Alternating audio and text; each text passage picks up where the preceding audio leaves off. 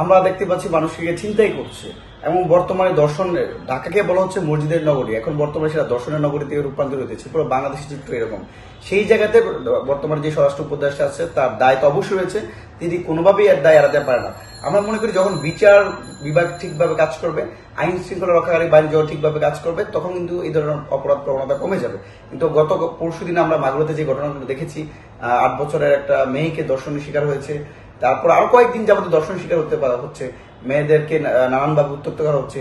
এই পরিবেশটা আসলে মনে করি বর্তমানে আইন শৃঙ্খলা পরিস্থিতি অবনতির একটা প্রধান কারণ। এই জায়গাতে অবশ্যই স্বরাষ্ট্র উপদেষ্টার দায় রয়েছে, তাকে আরো বেশি দায়িত্বশীল আচরণ করা উচিত। আমরা কিন্তু তাকে ওই রকম দায়িত্বশীল আচরণ করতে দেখতে পাচ্ছি না।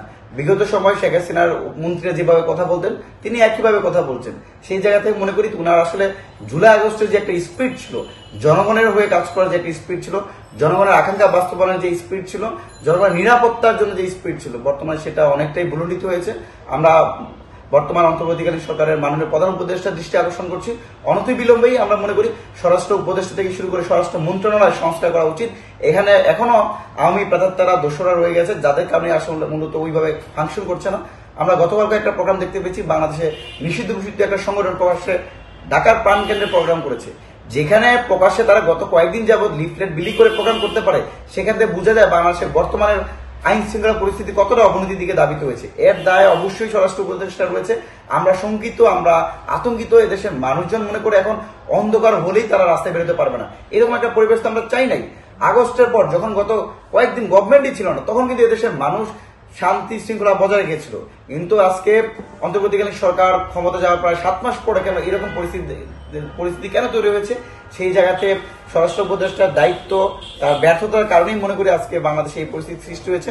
আমরা স্বরাষ্ট্র উপদেষ্টার দায়িত্বশীল আচরণ করে আমরা মনে করি ওনাকে যে আসলে টেকসই কাজ হবে না, তার পদত্যাগ করা উচিত। আসলে কাকে দিলে পরিস্থিতি পরিবর্তন করা সম্ভব সেটা গভর্নমেন্টই ভালো বুঝবে। তবে আমি মনে করি এর আগে যিনি স্বরাষ্ট্র উপদেষ্টার দায়িত্বে ছিলেন ব্রিগেডিয়ার জেনারেল সাখাওয়াত হোসেন, উনি যেভাবে টোনে কথা বলতেন, যে বক্তব্য দিতেন, ওনার এক বক্তব্যের কারণে কিন্তু পুলিশ প্রশাসন অনেকটাই রিভাইভ হয়ে গেছিল।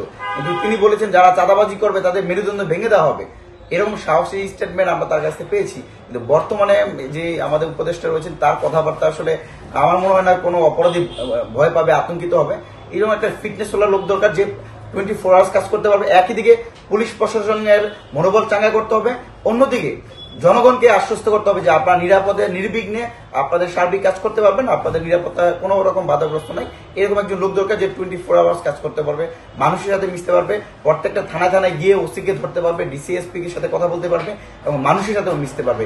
মানুষের সাথে মিশার মতো যে ক্যাপাসিটি, সেই ক্যাপাসিটি আমি মনে করি বর্তমান স্বরাষ্ট্র উপদেষ্টার নাই। আচ্ছা, আসন্ন নির্বাচন নিয়ে আসলে আপনাদের দলের ভাবনাটা কি? দেখুন, প্রথমত আমরা মনে করেছিলাম অন্তর্বর্তীকালীন সরকার যাদের রক্তের মাধ্যমে, যাদের ত্যাগের মাধ্যমে, যাদের নেতৃত্বের মাধ্যমে তারা এই চেয়ারে বসেছিল, সেই ছাত্রদের নিয়ে চিন্তা করার কথা ছিল। অন্তর্বর্তীকালীন সরকারের প্রথম এবং প্রধান দায়িত্ব ছিল প্রত্যেকটা বিশ্ববিদ্যালয় ক্যাম্পাসে ছাত্র সংসদ নির্বাচন করা। কিন্তু আমরা দেখতে পেয়েছি তারা ছাত্র সংসদ নির্বাচনের প্রতি তাদের কোনো আগ্রহ নাই, তারা জাতীয় নির্বাচনের দিকে ধাবিত হচ্ছে। আমরা মনে করি যদি গভর্নমেন্টের সক্ষমতা বা নিরপেক্ষতা যাচাই করার জন্য হলো ন্যূনতম বিশ্ববিদ্যালয় ক্যাম্পাসগুলোতে যদি আমরা ছাত্র সংসদ নির্বাচন দিতে পারতাম, তাহলে আমরা বর্তমান সরকারের ক্যাপাসিটি সম্পর্কে জানতে পারতাম। কিন্তু সেই জায়গাতে তারা অনেকটা ব্যর্থতার পরিচয় দিয়েছে। আমরা ছাত্র অধিকার পরিষদের পক্ষ থেকে এখনো অন্তর্বর্তীকালীন সরকারের মাননীয় উপদেষ্টার কাছে আহ্বান জানাই, অনতিবিলম্বে শিক্ষার সুষ্ঠু পরিবেশ নিশ্চিতের লক্ষ্যে প্রত্যেকটা বিশ্ববিদ্যালয় ক্যাম্পাসে ছাত্র সংসদ নির্বাচনের ব্যবস্থা গ্রহণ করুন। পরবর্তীতে জাতীয় নির্বাচন, আমরা জাতীয় নির্বাচন চাই। কারণ কি, আমরা বিগত কয়েকদিন যাবত নির্বাচনে ভোট দিতে পারিনি।